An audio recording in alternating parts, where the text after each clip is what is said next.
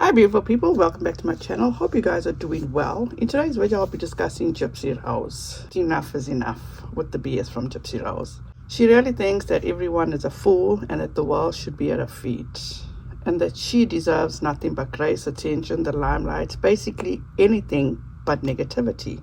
A huge thank you to Haiti Joyless on Instagram for being so kind and allowing me to use her screenshots that will be included in this video. And if you want to give her a follow on Instagram, her handle will be in my description box. And if you enjoy keeping up with Gypsy Rose, I suggest you do go and follow on Instagram. So let's get into this. Again, Gypsy is on a press tour for the release of her upcoming documentary or docuseries, Life After Lockup, and a new book is called My Time to Stand, which will be released in January of next year.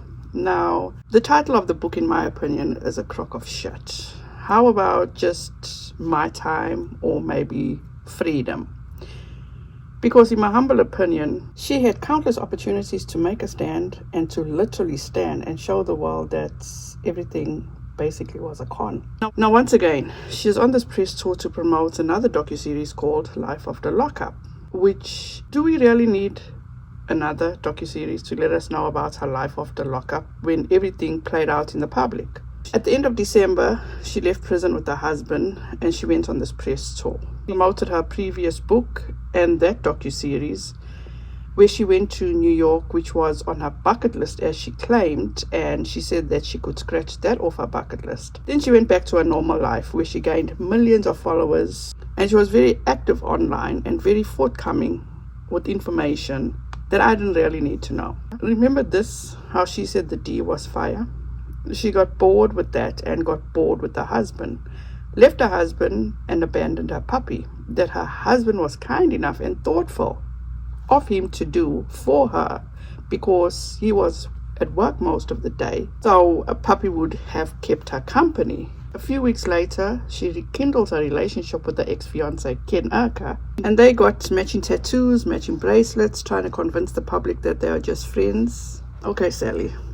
She undergoes surgery to fix her nose. She then officially files for divorce, requesting spousal support, and takes a restraining order out on her husband and makes a request that the divorce proceedings not be sealed.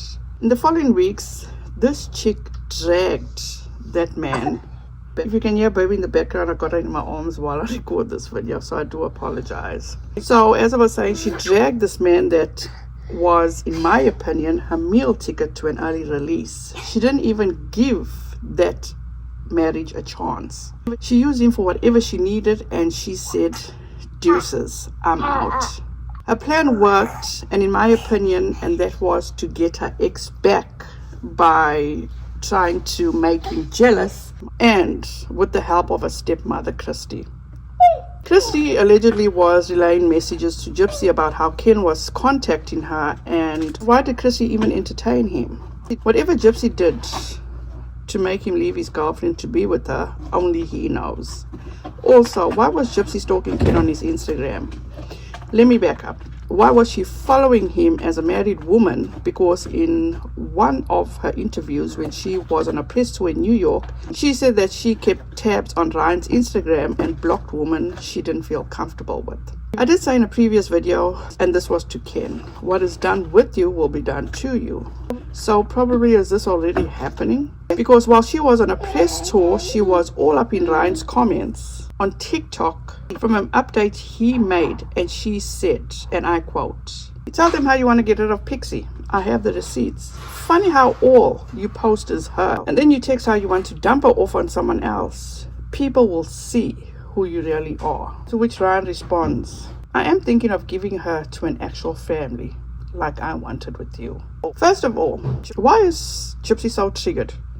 Could it be because she is not looking so good in the public's eye, and that people are giving Ryan so much support? Why is she even in his comments? Gypsy is messy, and he was the one that was blindsided by her messiness, and she is the one that cannot appreciate or couldn't appreciate being in a family that was normal, kind, and not kissing her ass. And I will stick to that, because to date not one of his family members nor Ryan has come forward to say anything negative about Gypsy. Probably because in Ryan's case, he has an NDA. Well, Gypsy, maybe the only reason he does post about Pixie is because you abandoned him and Pixie. Then that is all he has left at home. Because as he replied to you and said he just wanted an actual family with you. Then she goes on to say, you were her family. If she was a child, would you give our kid up for adoption because we are separated? I trusted you to love and take care of her. Irresponsible AF. So Gypsy, if Pixie was a child, would you have abandoned her too? Because it seems to me that you treat people like they are disposable, and you should be the last to talk about being irresponsible AF because you are the adultess. You are on to the next man, and you have confirmed that you guys are intimate after lying to people on a TikTok live, saying you guys are not intimate. Yet here you are responding to a comment to someone that asked, and I quote, now the real question is the D fire? To which Gypsy says, let's just say I'm very happy. When Gypsy left her husband, she stated that she wanted to find out who she is as an individual. She deleted all her social media. She moved in with her dad and stepmom, but the tabloids were always tipped off about what was going on in her life. A few days ago, I came across several headlines where outlets were reporting how Gypsy claims she is struggling with her mental health after her release from prison. This is not a good sign, and if this is true, she is playing with fire.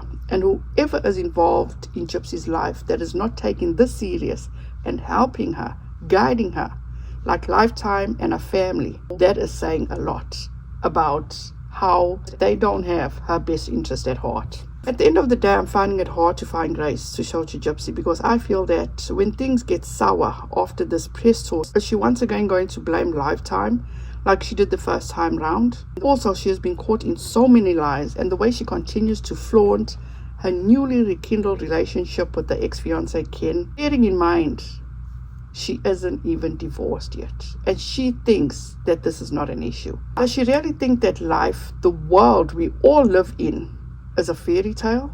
Gypsy, in my opinion, is a manipulator. She learned from the best, and I don't hold that against her.